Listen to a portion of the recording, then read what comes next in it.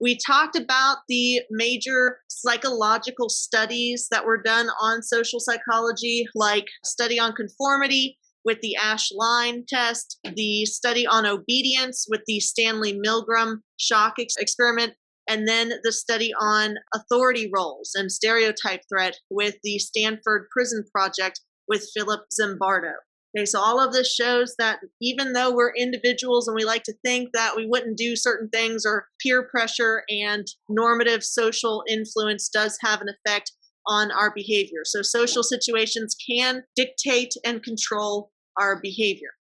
Okay, so now we're going to move on to another section of the lecture with social influences on the self, so the individual. You have your self-concept, which is the question of, who am I? What is my identity? What are core parts of my identity? And what are temporary parts of my identity? That revolves around self-esteem as well. So your self-worth. What are you worth and why are you worth that? So self-esteem falling into that. Now, most of our identity is going to be based on the groups that we associate ourselves with. These are known as reference groups. These are the people that we use to compare ourselves to note if we're fulfilling our possible selves, our ideal selves. And typically we're going to align ourselves with a reference group that we have a lot in common with, or that we identify with.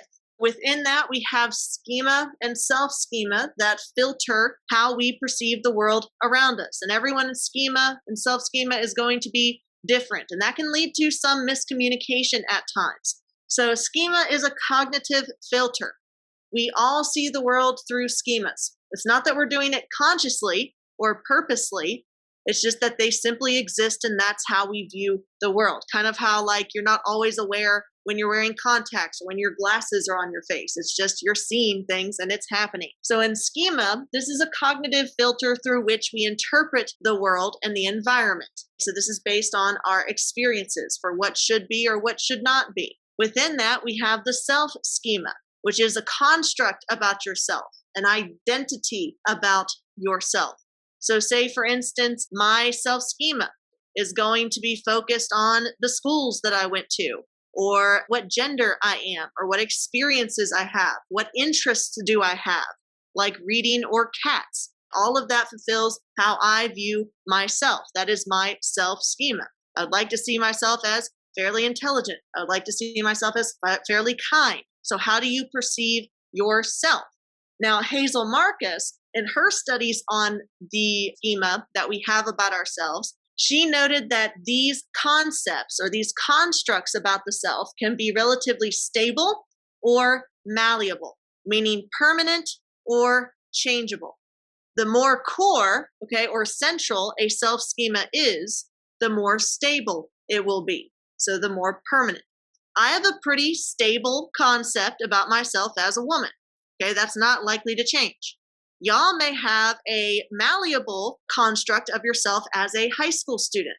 That will change over time. It's guaranteed to change over time. So that's what it means by stable versus malleable. So this can relate to gender identification, ethnicity, race, any in-group or reference group that you could be a part of. With this self-schema, this is how we filter through our perceptions of ourselves or others. So like if you have a self-schema of yourself as being outgoing and extroverted, then how would you perceive a party? As fun, as something to go to that you're going to enjoy. But what if you're introverted and reserved? Then how might you see a party or a large get-together?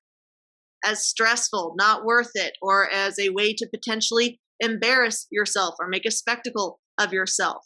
So all of these self-schema help us interpret and how we feel about events that we go through. We also have self-schema when it comes to our possible selves, aspects that we aspire to be or we could conceivably be. So like possible selves, you may have a possible self of you as an engineer, or you may have a possible self as you as a father or a mother or an aunt or an uncle. So those are your possible selves that could happen maybe 5, 10, 20, 30 years in the future. That can define your self-schema as well. Now, as we develop these schema about ourselves, we also create schema about others, and that's how we interpret other people's behavior. So I have a very central self schema as a woman. So if I'm walking down the street at night and I see some random guy walking behind me, I might interpret that. I might have that cognitive filter of, this is a potential threat. I should cross the street, or I should make sure my earbuds aren't in so I can be, aware to respond at any time. Whereas the guy's self schema, he doesn't see himself as a bad guy. He knows that he's not a threat. And so he might see me as overreactive or just weird, the fact that I would cross the street potentially because of him. So how we see other people and how we see ourselves is filtered through this script of ourselves. So when it comes to bias, we're typically going to have a positive bias towards our in-group and a negative bias towards an out-group. And these are pretty self-explanatory. They're literally like in the name. So an in-group is a group that you relate to. You have a common feature with. You have strong loyalty and respect and togetherness. So families are in-groups. Your senior class could be an in-group. Your high school could be an in-group. Versus your out group would be anyone that you are in competition with or you're not necessarily aligned with. It doesn't necessarily have to be full-blown animosity. It could just be competition, like a rival school. If we're playing a school in basketball, like BTW, do we want BTW to win? No, we're inherently going to have a bias against the competitor team that we go up against. The Pygmalion effect is also called the teacher expectancy effect. Teacher expectancy is pretty on the nose, but it's also known as Pygmalion effect, so that's why we mention it. This was a study by Rosenthal, who is one of your vocabulary terms, who studied the effect of expectations, specifically on students. So how this worked was they get a bunch of teachers and a bunch of kids. They give the kids a test, but it doesn't mean anything. The scores don't mean anything. They don't collect the scores. Well, they tell the teachers, hey, here are 20 kids that aced the test. They're going to be your star pupils. Now, did those 20 students actually ace the test? No, they were given fake results. So these are random students that they've picked saying, hey, these are the quote unquote good ones. These are the ones that are going to excel. Then at the end of the year, after the students had been in the classroom with the teacher for an entire academic year, they give an actual test to see how much the kids know. And they found that the initial 20 students that they had labeled as above average ended up being above average. Okay, now statistically, how likely is it that that happened, that they just happened to randomly pick the top 20 highest scoring students before they gave the test? It's not very likely. So it has less to do with, the fact that the students were just inherently above average, and more to do with how the teachers treated the students that were supposedly above average. So the teachers must have unconsciously influenced the students to do better. They unknowingly behaved in a manner due to a preconceived notion about that student. Now, this is the best case scenario of, you hear that this student is really good, and so they end up being really good. The opposite side of that would be, you hear that this student is an underachiever or that they struggle with math or English or whatever subject it is that you teach. Then you could unconsciously have a bias or an expectation against that child that causes that belief to manifest. So that's why it's important for teachers not to focus on what other teachers have said about particular students. Just let them come in as a fresh slate of tabula rasa and see what they can do in your class rather than looking back at what they've done in previous classes. So if I were told by a teacher that you were extremely smart, I might unconsciously treat you differently throughout the year, like listening more closely to you or paying more attention to you. Now, note how this is unconscious. Are these teachers purposely trying to treat their students differently? No, it is an unconscious bias, but the effect is still there. You have to be able to separate between intentions and effects. You may have good intentions, but you could still have negative effects. Something that relates to this Pygmalion effect is the self-fulfilling prophecy, which is pretty on the nose. It makes sense once you just sound it out.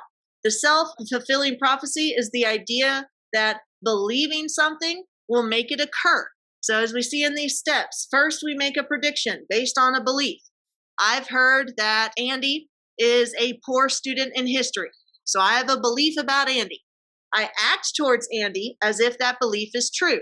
So when Andy comes in my class, I'm just like, hey, if you need any extra tutoring, or here's the notes, I already hand typed them for you, then I'm acting as if he's inherently not good at history. Because I act as if he's not good at history, that becomes true. He starts doing poorly on his tests, or he writes an essay and I score it very low. Okay, because the expectation is, oh, he's not good at this class. So we observe this effect, the fact that there's a self-fulfilling prophecy, and that reinforces the initial belief.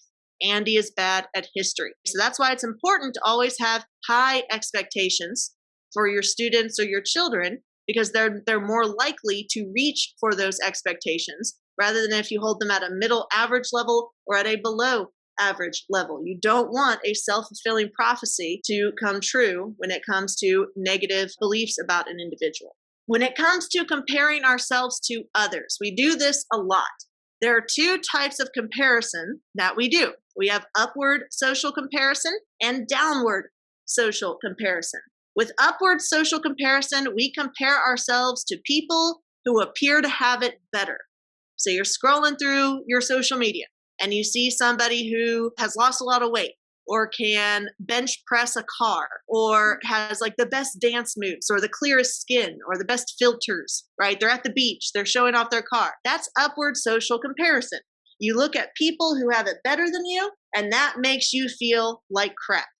Okay, so this is not healthy. That's kind of a big issue with social media, is that everyone tries to put on the best version of themselves on the internet. And that makes us feel inadequate compared to other people, because people don't always go on Instagram and post their ugly photos, right? Because those don't get likes. Now compare that with downward social comparison.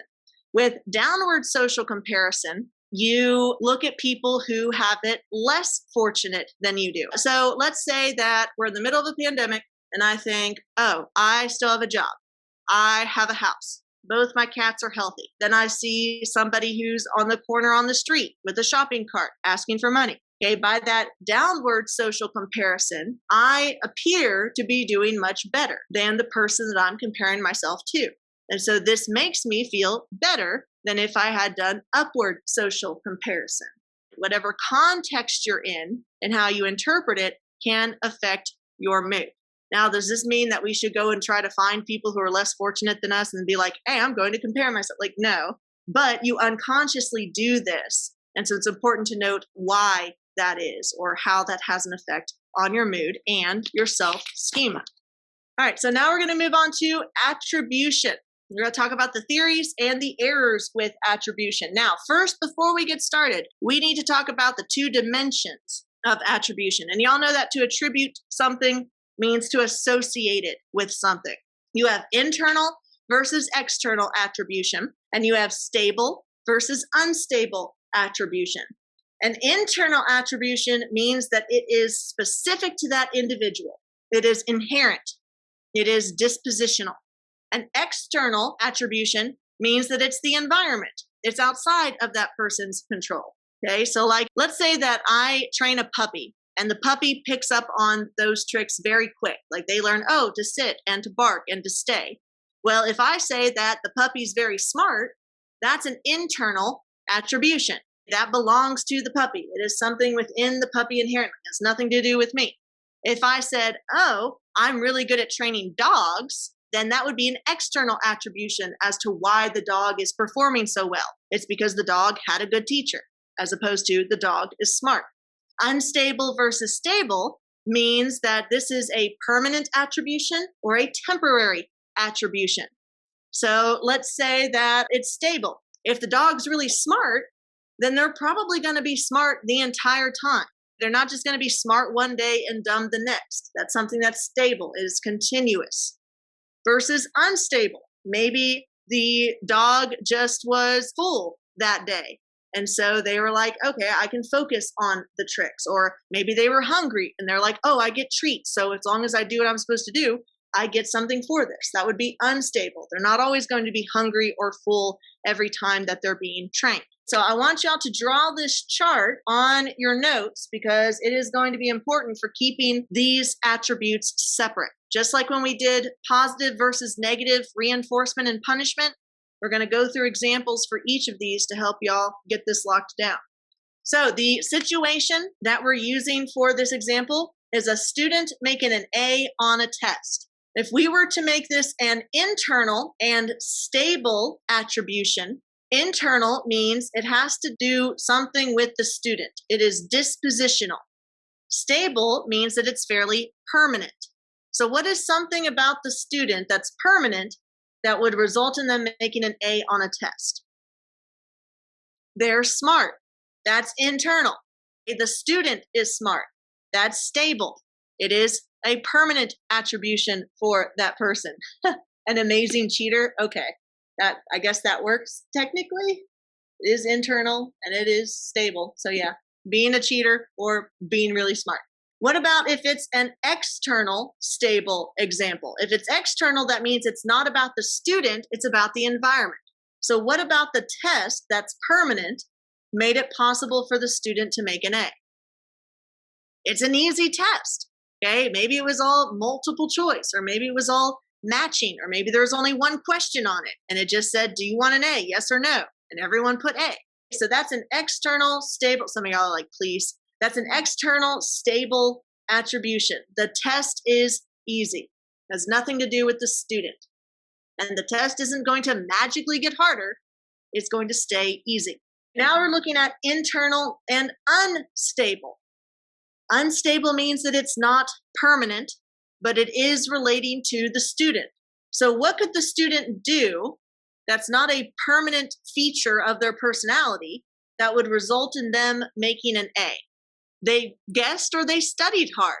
For this one test, they studied super hard and over-prepared because maybe it was the difference between exemption or not exemption on a final.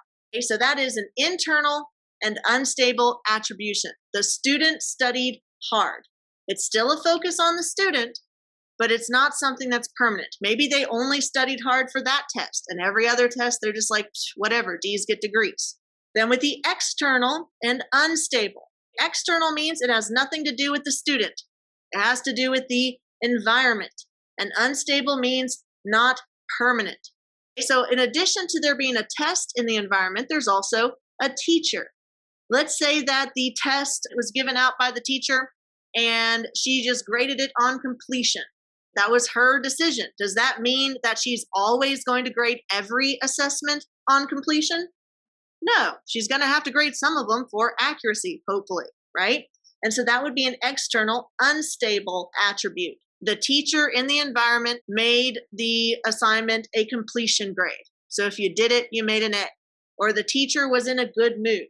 They may not always be in a good mood. So it's not stable. It is unstable. Happen to be sitting at a desk that has the answers written on it. Yeah, that would be external and unstable as well. All right, so with attribution, this is how we try to explain behavior. Why do people do the things that they do? Who is responsible for that behavior? Is it something inherent within that person, or is it the environment acting upon them? So here's a popular political cartoon that's been making the rounds the past couple of years. It comes up on my Facebook every once in a while. To the left, it shows the parents yelling at the student saying, "These grades are terrible." Who do they attribute the bad grades with? The student back in 1960. What about in 2010? Now, who do they attribute the bad grades to? The teacher.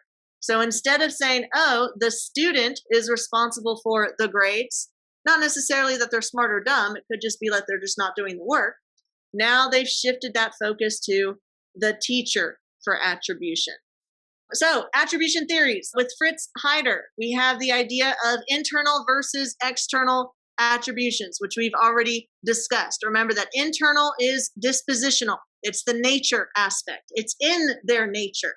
The external factors is situational or nurture. It's the environment that results in these behaviors. This also covers stable attributions. Internal and stable within an individual would be something like smart versus dumb. Unstable attribution would be temporary and due to behavior, such as studying hard for a certain test or simply not studying because you wanted to watch TV instead.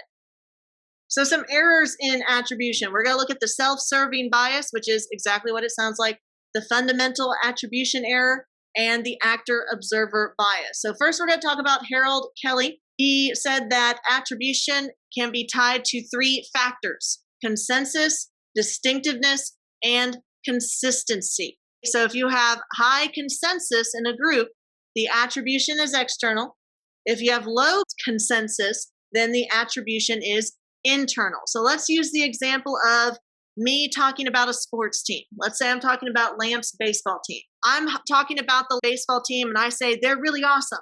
And then everyone around me agrees and says, yeah, they are really good. Okay, that means consensus is high in the group. So the attribution is external. It's not that the group is biased, it's that the team is good. So high consensus means external attribution. What they're saying about the team is true.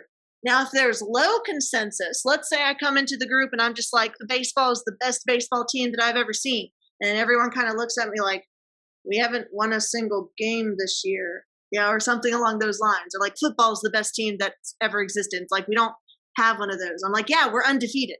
That would mean that consensus is low, which means that the team probably isn't that good. I'm just biased. I'm just saying that they're good because it's an internal attribution. I want to say that they're good. So that's with consensus. Does the group agree or disagree? With distinctiveness, how often do I talk about sports? I don't. So that's distinct if I'm going on and raving about the baseball team. So if I never talk about sports, but then one day in class, I just go off talking about baseball, then that is a high rate of distinctiveness. That means that the attribution is external. The team must actually be good for her to rant and rave about a topic she doesn't really care about. Versus if all I talk about are sports, if all I talk about is baseball, even though I'm trying to teach psychology or history, then that's probably an internal attribution. Okay, that's not very distinct. So it's probably more so that I'm always talking about that topic. The team could be meh. Then we move on to consistency. If there's high consistency, then it's an internal attribution. If there's low consistency, then it's an external attribution. So high consistency means that I'm always exaggerating. Say that no matter what I talk about, I'm always going to talk about it positively, no matter what. You can't really trust what I'm saying then, because in terms of consistency, I'm always saying positive things about the sports teams. So I'm just exaggerating and I'm biased. That's internal. Versus if I rarely rave about things, let's say that I'm just never excited about anything. And then all of a sudden, baseball.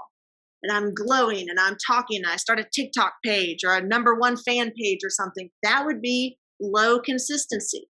That means that it must be external. The team must just be that good for her to be so crazy about it.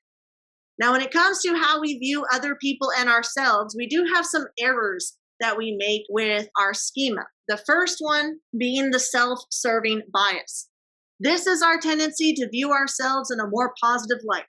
If something bad happens to us, it's not our fault. It's just life is unfair. If something good happens to us, then it's karma and we deserve it. So everything good that happens is because we deserve it. Everything bad that happens is because of forces outside of our control and has no reflection on us as an individual. So like for instance, you get an A on your test, it's because you're smart. It's because you studied hard and you deserve that A. Versus you make an F on a test. Well, the teacher never taught that. Internal versus external. It's someone else's fault. Now, this is when we're talking about ourselves. When we're talking about others or observing others, we have a very different bias. When it comes to us, we always want to see ourselves in a positive light. When it comes to others, we see them in a more critical light, a more negative light. Now, Lee Ross is going to call this bias when we observe others the fundamental attribution error. So when we observe others, we associate their behavior with their internal disposition. We ignore other explanations. So let's say that you're driving and you see somebody get in a car accident in front of you. Now, if you had been the one who had gotten in the car accident, your self-serving bias would say, oh, well, the road was wet and the sun was in my eyes. It's not my fault. It was the environment that led to me crash. I'm actually a very good driver, right? But with the fundamental attribution error, when we see someone else go through that, we think, oh, they must be at fault. That person is a terrible driver. So we underestimate the impact of the environment and overestimate the impact of the individual's inherent personality or abilities. Okay, so that's what Lee Ross is going to call the fundamental attribution error. Now, Thomas Pettigrew is going to apply that more broadly. The ultimate attribution error is when we apply the fundamental attribution error, but instead of applying it to an individual that we're observing, we apply it to an entire group. So let's say you saw the car accident and you see that it's a teenage girl, and you're just like, ugh, women drivers, or ugh, teenagers. That would be you applying the ultimate attribution error. That one person got in a car wreck, and so that reinforces your beliefs that women can't drive, or that young people can't drive, or that teenagers are irresponsible, must have been texting on her phone, that sort of mentality. So that's where we get things like prejudice, discrimination, and racism. Applying something to an entire group when it comes to internal disposition informing their behaviors. So we have fundamental attribution error and the ultimate attribution error. So if you put those two ideas together, the idea that we view ourselves positively and that we view others more negatively and more critically, then you have the actor-observer effect. The actor-observer effect is where we attribute behaviors to the environment when we're the actor, but we attribute behaviors to the individual when we're observing somebody. So the difference between internal and external attribution. So if we got into a car wreck, oh, I veered off the road because a bird flew at me. It's not my fault. That bird came out of nowhere. You're like, you're in a zoo. I'm like, sorry, took a wrong left turn. Should have made the signs better. Versus, that lady is a horrible driver. That's inherently part of her disposition. So if it's us, we're just like, no worries. It was environmental, not permanent. Doesn't reflect poorly on us. But if somebody else, then it's like, yeah, no, they had that coming because they're just terrible. You can't change that. You can't fix it. So combining all of those errors together for the actor-observer effect, also known as the correspondent interference theory.